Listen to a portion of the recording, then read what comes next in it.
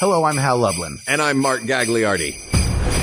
Since the dawn of humanity, one issue has gone unsettled. With the fate of the world in the balance, we're here to settle, once and for all. Best movie Santa Claus! Ho, ho, ho, ho! That's right. Don't worry, everyone. We got this. Podcasts should have a theme song. Podcasts should not have a theme song. Yes, they should. No, they shouldn't. They sound good. Yeah, but people are just going to skip past it. You know what? You're right. We got this. Best movie Santa. That was my Tom Hanks in Polar Express Santa. Ugh. The Uncanny Valley train. Next stop, Uncanny Valley. Happy holidays, everybody. Oh, we're talking about the big man himself today, Hal. Finally, Santa gets his own episode. Oh, have we never done a Santa-centric episode before? I'm sure we have. Not like this. This is like sort of this. the way to get into it. We have a list that Kate McManus has put together for us of 22 different movie Santas. We're not going to talk about all of them. What makes a great movie Santa Claus to you, Mark? What are criteria that would make you go, this person's portrayal was so good? It's tough to say accuracy because I've never actually met the real Santa. Sure. But for purposes of the version of Santa and what I think that is, I think that's the Christmas spirit. And I think that we're going to find that the best version of Santa is a version that best embodies the Christmas spirit in their performance. Now, is that an it factor that I can't quantify? Maybe. Is that a combination of the actor portraying Santa, the script and the story, and all the other artistic elements that create their version of the North Pole? You know what I mean? Because that, I think, is a big part of it. Whatever lore gets picked out. David Huddleston's version of Santa from Santa Claus the movie is a very traditional tinkerer versus Kurt Russell's version of Santa Claus, who is wearing a red leather jacket and the sleigh, right? You know, they're all very, he's a lot cooler. They're very different versions of who Santa is. But I think the deciding factor for me is going to be that Christmas twinkle in their eye that the particular performer and performance have. What do you think?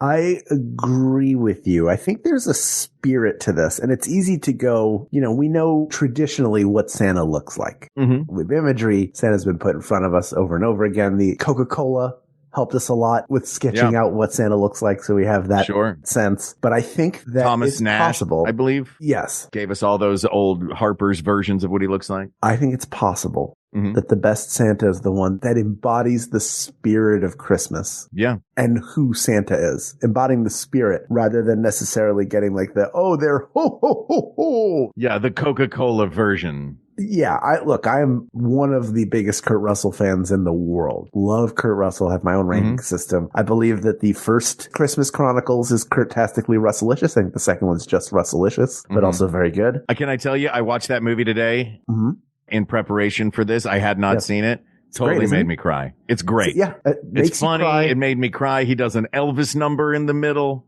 Of course he does. There is a sense of like, what if Santa was cool? Yeah.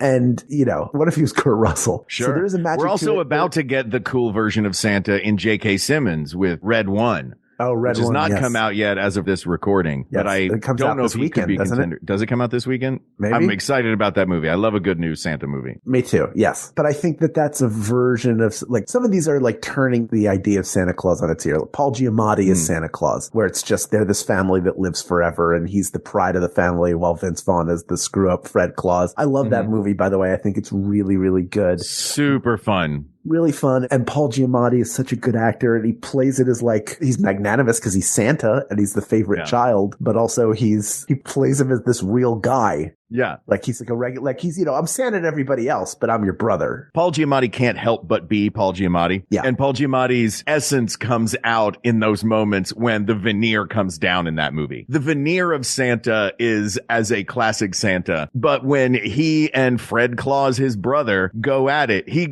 just becomes Paul Giamatti dressed as Santa Claus. Which is great because it's all the gloves are off and that's what we're dealing with now. I don't think he's the best Santa. No. And sometimes you have a great actor who just is a little miscast. Of course, I'm talking about Tom Hanks in The Polar Express, which if you are of the age where you grew up with that movie and it is precious to you, I fully respect that, and I'm happy for you that you enjoy it. I personally did not. I get, like, all the elements are there, and he's not bad in it, but the effects weren't quite there for what Robert Zemeckis was trying to do, and he's a guy who's kind of pushing the edge of what technology can do to help tell stories. It just, this felt like a little bit of a miss to me, and also, like, his version of Santa doesn't really do much that I remember. No.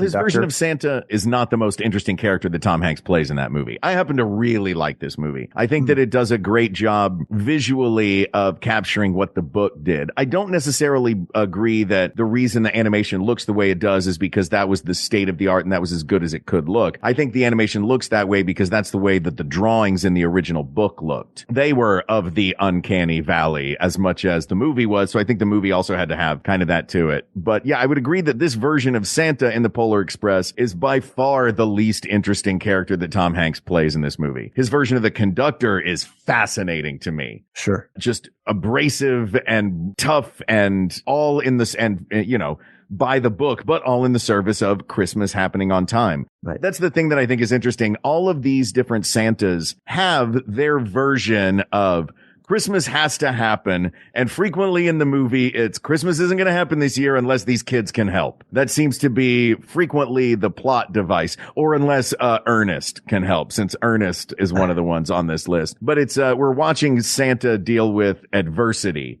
in many different ways, and seeing how Santa deals with it, knowing that this is a thing that has to get done. Some of the Santas are jovial and kind and a little befuddled. Some of them, like Ed Asner and Elf, are just, who I love, are just, look, man, I'm gruff, I'm Santa, this is the job. I do this for kids every year. So, it's not gonna be all jolly smiles and joy. I got a tough job to do. Which I love that version of Santa. Yeah, he plays a really textured Santa because there is the side that took in Buddy. You know, Buddy snuck into the bag of toys. He didn't like just pick him up out of the orphanage. Sure. But, you know, cared for him and is sweet and is the Santa everybody says he is. But also when he's in Central Park is ready to fight off a mugger because he's not naive. And I think there are some times where Santa portrayal feels a little bit like, well, it's the best in everyone all the time. This guy's seen some stuff. He's been doing this for a long time. He was in New York in the 70s and 80s. Yeah. When it was a war zone in Times Square. But he still has that joy and he still has that need to get this done. You know what I mean? Yes. It's important. I love that about him. Yeah. And that's the same thing about, you know, Tom Hanks in Polar Express, but it's not the Santa that we see that does that. It's the conductor filling that role. Santa really just comes out and quietly says a couple of things. I think the Santa has to be consequential to the story. And that's why Ed Asner it's more about Buddy helping and getting people to believe by the influence he has on everybody else. Everybody starts singing because of his influence on them. And that creates enough Christmas spirit to make the sleigh go. Why don't we take a quick break? Because there are some heavy hitters here we haven't talked about. And my secret choice is still in the mix. Oh, okay. And we will talk about that right after this. Oh my gosh, hi, it's me, Dave Holmes, host of Troubled Waters, the pop culture battle to the ego death. Okay, everybody, word association with Troubled Waters. First one to fumble loses. Go. Comedy. Panel show. Guests. Celebrities. Games. Oh, sound rounds. Improvised speeches. Puns disguised as trivia. A very niche Flash Gordon clip. Chapel Rowan. Oh, no, Riley, I'm sorry. She will not return our phone calls. I am afraid you're out. A girl can dream. Oh, but dreaming will not earn a girl any points. Troubled Waters. Listen on Maximum Fun or wherever you get your podcasts.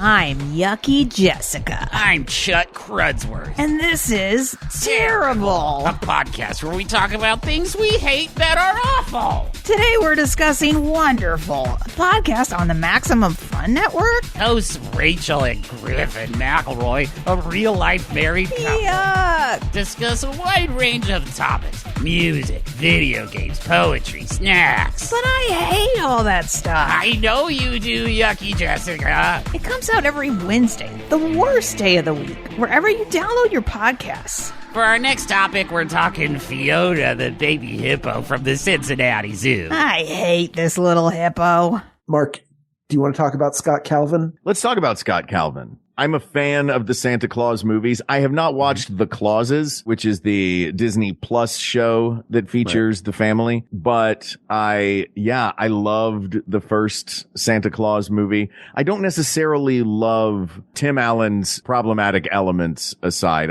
This is one of those ones that I feel like I want to separate the artist from the art. Sure. Yeah. I don't think he's done anything too egregious except, I don't agree with him on a lot of the world. Correct. But I think that Scott, the thing that I don't necessarily love, I don't know if I want a version of Santa Claus where Santa is a job that many people over the years have had. And this is just the current incarnation of it. You know what I mean? I like a timeless Santa. Ed Asner's Santa is a timeless Santa. Kurt Russell's Santa is a timeless Santa. The ones where you're taking on the job of a Santa, I don't know. I mean, maybe that will be one that rises in this. But I think that of the ones where Santa is a job that you take on, I think Scott Calvin for the first 2/3 of the movie, right? It's his transition to go from being kind of a jerky everyman to Santa Claus, to go from this, selfish, not kid friendly divorced dad to Papa Noel to kids all around the world in that first movie. And then over the course of the rest of the movies where he is Santa Claus, now he's benevolent and has all of the traits of Santa Claus. And now he's dealing with different villains in the sequels, as opposed to it just being the arc for him. But one thing about Scott Calvin as Santa that I don't know if it's a ding against him is there is so much Tim Allen in it. You know what I mean? Like, it's what if Santa Claus were also Tim Taylor? He threw a lot of his stand-up vibe into that character. It is a Tim Allen movie that centers around Christmas rather than being a Christmas movie that Tim Allen is in. And I don't have a problem with the line of succession. Mm-hmm. The bigger problem that I have is the idea that he becomes Santa because Santa dies at his house. Yeah. It's kind of dark. Yeah, that's, and also come on, man, you're really trying to pull a fast one on someone, writing it that tiny on the business card. The premise of that movie is overly litigious. Yeah, it's a lot of red tape. Or legalese, I guess. Yeah, there's a lot of red tape involved in it. I think he's an important Santa, but I don't think he's the best Santa. Yeah. You tell me when you want me to bring my, bring yours in. All right. This movie was supposed to be released in theaters. Mm-hmm. And I think if it had, it would have been a humongous hit. And I think we would have gotten a sequel. And I think this movie could have a sequel. I would love to see another one of these. Instead, Disney said, we have a new streaming service coming out. Instead of putting Noel into theaters, we're going to release it as part of our initial offering. I had a feeling that was who you were going to. Every year since I saw it, which was 2019 when it launched, I think it was 2019 that Disney Plus launched, if I'm remembering that right. Mm-hmm. It is the first thing that I watch every year. Like, that's the first Christmas movie that we watch. Why is it the first one? Still makes me tear up. I just think it's such a smart telling of that story. Mm-hmm. And that is one where there's a line of succession that Santa is mortal, but that lineage, the family lineage, dictates who is Santa next. And in this movie, not to spoil, it's been out for 5 years now. If you haven't seen it, it's still worth watching. Yeah, don't spoil it too much. I have not seen this movie. You've not seen it? I have not seen Noel. Oh, do you want to earmuff it? Because no. This is tough. I can't earmuff it on this show because that's where the headphones are, and I need to hear you to continue on. I don't think it's a huge spoiler. You pretty much know what's going to happen as you watch it. Yeah, she's going to become Santa. She's going to become Santa. Her older brother, played by Bill Hader, who's the heir apparent, hates the cold and is nervous and can't figure out how it all works. And you can see that she has the twinkle. And you see her, she is always hopeful and she loves the North Pole and loves Christmas and has believed that she's always just going to be support for Santa. That's her job. And she wants her brother. She has no designs on being Santa. She wants her brother to be Santa and wants him to be successful. And her discovery of what it means to be Santa Claus it even tries to explain a lot of things that people would have questions about. Like whoever is Santa understands all languages. So she can communicate with everybody. Here's how Santa gets down chimneys. Here's how the reindeer work. Which one of those details in each one of these movies that is a little different each time. Kurt Russell speaking Elvish to his elves and to his reindeer, which is delightful. But yes, I see where you're going with this. And I understand that. I love that it answers all of those questions in a new way. Yeah. And she is a fantastic Santa. And you see her, part of the premise is like the jacket doesn't fit her because it was made for her father, Santa, who's much bigger. But the way it works is when you're ready, the jacket fits you. It fits you when you fit it. And the moment that happens is beautiful. But everything up to it and her trying to figure out how to, it just goes through what would it be to be Santa Claus for the first time and be trying to figure all of this out. Which is great. I love that so good. Yeah. Put us in the seat of what it would be like as a modern person to be Santa Claus. Also, one of the rare times when there really is no villain. Even the character who is quote unquote the antagonist isn't acting out of evil. They're acting out of what they know. And they're, it's not someone that needs to be punished. It's someone that doesn't understand. Someone that shouldn't have the job that has it. Yeah. So it's really like when we're done, if you have time, you and Annie should just sit and watch it. It moves so fast. I would love that. I would feel disingenuous to put her at the top of the pack right now, having not seen the movie. Maybe this is one we can revisit in the future. Sure. Do you think that she stands up as the best depiction of Santa Claus? She's my favorite, but I think it's down to two people playing Santa in two versions of the same movie. Interesting. I would say it's between Richard Attenborough and Edmund Gwenn. Okay. Yeah. I think those are the two most iconic depictions of Santa Claus. First of all, Santa Claus is coming to town. Mickey Rooney is in the way that Tim Allen can't help but be Tim Allen when he's Santa Claus. Mickey Rooney can't help but be Mickey Rooney when he's Santa Claus. Right. Yeah. And then Stan Francis and Rudolph the Red-Nosed Reindeer. That one, Santa's just mean. I think we've talked about that on the show before. The Santa in Rudolph the Red-Nosed Reindeer is just so willing to completely dismiss Rudolph. He sits through elf practice with, well, that was terrible, and then gets up and leaves. Only when Rudolph can help him is he like, well, I guess you're worth something. Like, no, man, not a fan of the Santa Claus from the 1964 Rudolph the Red-Nosed Reindeer. No, he's a jerk. There is another one that I would love to go to bat for. Okay. A depiction of Santa Claus that I think embodies some of the stuff that we're talking about. It is that twinkle, but also you mentioned that Ed Asner in Elf is that word, he's got the what's the word I'm looking for? Street smarts. He's that street smart Santa who has seen some things in his day. Yes. I feel like David Huddleston's version of Santa in Santa Claus the movie from 1985 gives us the whole arc from the beginning of Santa Claus until his first interactions with that dark version of New York City. Why it hasn't happened until the mid-'80s, I don't know. But it seems like Santa in that version has never witnessed greed before. Right. Has never witnessed suffering before. And so you get those moments of that turn late in the movie.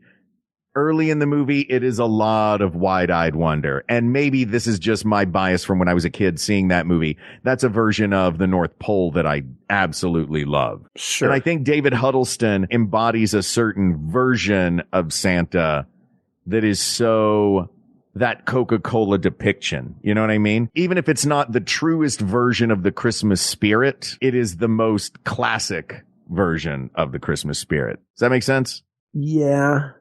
Yeah, it does. I always think about that movie. I always think about Santa Claus, the movie, being a lot more about Dudley Moore's character than Santa Claus. The third act is all about Patch, Dudley Moore's character, who goes off and teams up with the greatest John Lithgow performance I've ever seen. Bees Eat Toys. I saw that movie in the theater as well. Mm-hmm. And the two things that I remember from it are John Lithgow and Dudley Moore. And it's called Santa Claus the Movie. And I have absolutely no Well, that's not memory till of the his third performance. act. It's the first but two acts are, yeah. I have no memory of him in that film. It's just odd to me that I don't remember David Huddleston's performance. It's not anything against him. It's just, it's odd to me that I don't remember it. There are movies here that I have not seen like I've seen Miracle on 34th Street exactly one time, but it's such a blueprint for how that character is to be played. Yeah, that twinkle comes from from Edmund Gwenn gave us the version of Santa with the twinkle that has lasted for all of cinema. Yeah, and I think David Huddleston has it in Santa Claus the Movie. I think that one thing that as you're talking, that popped into mind for me is because it seems like he's never dealt with any complexities. It feels like there might be too much of a naivete in that version of Santa. And maybe that's because since then versions of Santa have been much more street smart and savvier. But there is a sort of classical, I'm a woodworking tinkerer. Like the first time he hears the poem, A Visit from St. Nick, the night before Christmas. That scene of him hearing that poem for the first time and then the elves not wanting to read the line of a round belly that shook when he laughed like a bowl full of jelly. And David Huddleston's reaction to that is charming and delightful. There's lots of great moments of twinkle and fun in that movie, but I don't think he has the depth that is called upon in the courtroom drama films that are the Miracle on 34th Street movies, both from 1947 and 1995. But they also are about what it means to believe. And that certain things need to be taken on faith. And that's part of what Christmas is about, is the belief in the spirit. It's very rare for anybody to actually get to meet Santa. But the magic of Christmas is to believe that he exists. So you want your on-screen Santa to make you believe that that's possible. And I like the idea of Santa being a little naive because for the most part, people are asleep when he's in their house. How many people is he interacting with? And if he lives up north with elves. Yeah, you would imagine after the Santa Claus the Movie and encountering more of the world that he would turn into the Ed Asner version of the character, who is much more world aware. And it's it's like a fun take. There are a lot of fun takes on Santa. I want to throw another one out there, if I may. David Harbour in Violent Night. No, Mel Gibson did a Santa. Why is he not on this list? I don't know. Let me go look it up. Yeah. No, there's one, you said that, they find that joy and that twinkle and that naivete and that sparkle, but there is one very dark version of Santa who is not on this list that I really, really love. Okay. And this is, you mentioned Noel being now on your list every year of movies that you watch at Christmas time, and it's your first one you watch. For me, when Claus first came out, we don't have an animated Santa on this list. Actually, no, that's not true. We have stop motion animated Santa and we have digital animated Santa. So we do have two animated Santas. The version of Santa from Claus, which is a Santa origin story about how he and Mrs. Claus deal with life and loss and redemption and spreading kindness in a bleak world. And it's one of those movies that now it's just absolutely near the top of my list every year for Christmas. I would be remiss if we didn't mention that version of Santa. And in that one, Simmons again. J.K. Simmons. That's right. I forgot it was J.K. Simmons that voiced him. Santa in Red one. And the Santa in that is, he's a woodworker who could fell a tree with one swing of an axe. I mean, he's a huge hulking presence. And not a jovial, joyful, ho, ho, ho presence. It's a cool take on who Santa is. I just wanted to point that one out. Do I think it beats the Miracle on 34th Street Santas? Not necessarily, in that it's not in the same way as Noel or Paul Giamatti and Fred Claus. It's a more non-traditional look at Santa. Yeah. But if we're talking about like classic Santa as related to other characters and their beliefs and believing in him and being just the purest embodiment of that spirit, maybe this is more darkness than we need. I don't know. Just thinking out loud. Yeah, I think... You've seen Claus, right? No, I've not, but I would watch it. I'll watch it. All right, here. Then we have two excellent versions of Santa Claus that we have not seen. I have one and you have one. We may need to revisit and add an addendum to this very episode after we each watch the other's movie. I don't know that either of them will win. Yeah. But yeah, it's weird that that it's won on a technicality, which is a bunch of the letters. Oh, in the very first version? Yeah. Yeah. Yeah. In the second version, it's who is it that plays the is it Art Carney not Art Carney. Who plays the judge? Oh my gosh, I don't remember. Ken, will you find that out or find it in your brain? I'm sure it's probably in there. But the second version, the one that Mara Wilson's in, the 1995, where it all hinges on them looking at the back of a dollar bill and reading "In God We Trust." And then him as a judge just deciding, hey, if we can trust in God on our money, we can trust in Santa here in the city of New York. Case dismissed. Yeah.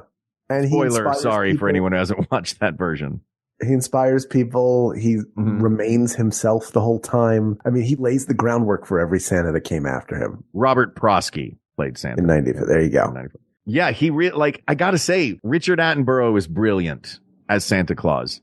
He has that twinkle to him. He has that magic. He has that spark. But is he are all of these Santas standing on the shoulders of Edmund Gwenn? 100%. Even down to, and we didn't really talk much about Douglas Seal, though he is one of my favorites, an unsung great Santa in Ernest Saves Christmas. Just this little, oh dear, he's just sort of a Mr. Magoo kind of befuddled little man. And he's so great in that. But all of these guys are on the shoulders of Edmund Gwenn in the original Miracle on 34th Street. The movie begins with him just walking around the streets of New York. Like he is a Santa who lives. I love that his Santa doesn't live at the North Pole. His Santa lives just like in a facility for elderly people in New York. And he once a year he goes to the North Pole and goes to work. It's like he summers in New York City. And if you live at the North Pole, every day is summer and south is New York City.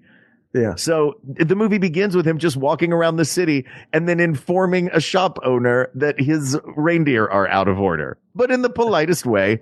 It's such a fun character that he plays, his version of Santa. There's a childlike innocence to him, but also a knowledge beyond his years. It's like all the Santa tropes are there. Yeah. And do you think he knew that he was going to win the whole time? I just think he always not only knew who he was, but believed in Fred. That's the thing, is he has faith in other people. And people of the world, faith is believing things when common sense tells you not to. Don't you see? It's not just Chris that's on trial. It's everything he stands for. It's kindness and joy and love and all the other intangibles. And I will tell you something, Chris, Mr. Kris Kringle, if I may call you that, or if not, Mr. Santa Claus. Your best portrayer is Edmund Gwenn, asked and answered, for teaching us to have faith in Santa. And in each other. Yeah, but mostly Santa. Will you please watch Claus and I'll watch Noel? Yeah. Okay, deal. This topic is closed. Merry Christmas, everybody. But there are many more topics to discuss, so please reach out to us via email at wegotThisPodcast@gmail.com or find us on the social media. We're on Blue Sky at We Got This Podcast. We are on Instagram at We Got This Show. And then, of course, there's our Facebook group, which is only the best place on the internet to hang out. And we all need a refuge from the world, and it's a great place to have it. Facebook.com/group/We Got This Podcast. Thank you to producer Ken Plume, researcher Kate McManus for this fantastic document that we used all episode long, graphic designer Uri Kilman, and QA engineer Jen Alba. And thanks, of course, to our musicians, Jonathan Dinerstein and Mike Furman, for our score and theme song, respectively. And thanks to you, the people of the world, who we would allow to come down our chimney and fill our stockings with the treat that is your ears. To you we say, we wouldn't do it without you. We couldn't do it without you. Happy holidays. Thank you. Thank you. Thank you. For Hal Lublin, I'm Mark Gagliardi. For Mark Gagliardi, I'm Hal Lublin, and don't worry, everybody. We got this. We got this. Maximum Fun, a worker-owned network of artist-owned shows supported directly by you.